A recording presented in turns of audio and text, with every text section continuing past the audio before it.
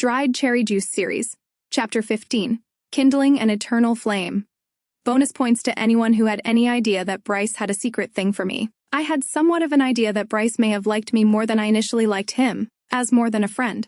I kind of had a feeling based on his body language whenever he was around, but again, I was very insecure, so I didn't read too much into it.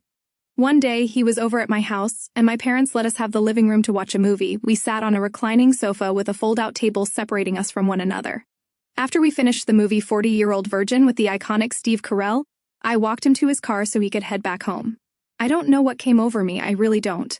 I don't know if he made me feel a certain way that no other man had, I don't know. But all I did know was, if he liked me, I was starting to like him back at this point. He picked up on it and straight up asked me if I wanted him to kiss me. I nodded my head and quietly said yes under my breath. Without hesitation, he walked up to me, grabbed the back of my neck, pulled me in, and planted one on me. I had butterflies. Bryce and I continued to date on the down low. We didn't want anyone from work finding out since he was technically my supervisor.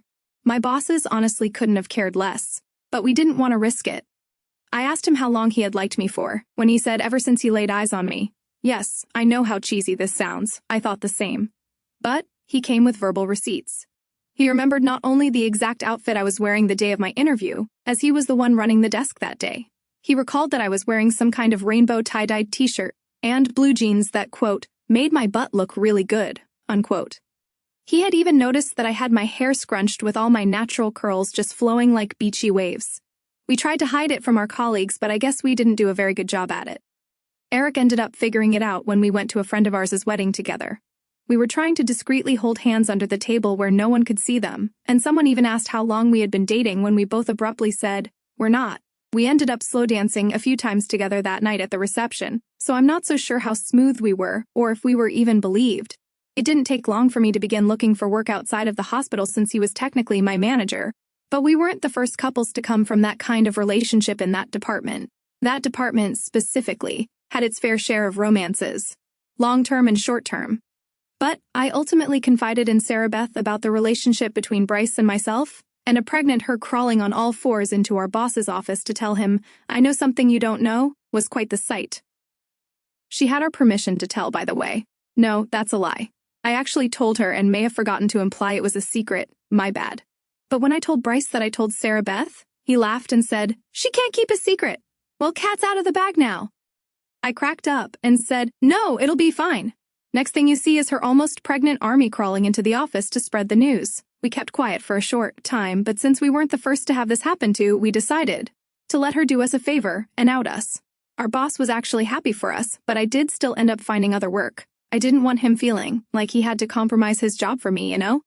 Things were going well with me and Bryce. At least I thought so. Not long after we officially began dating, he came to pick me up to go hang out.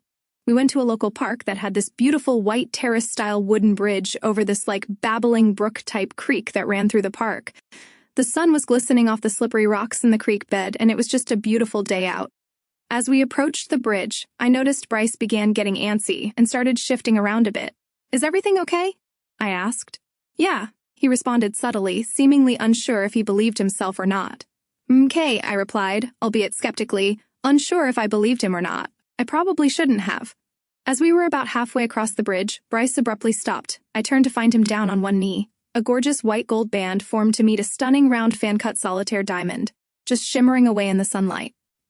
"Will you marry me?" he asked, a smile emblazoned on his visage, his smile radiating from one ear plastered across to the other. "Yes! Oh my gosh! Get up!"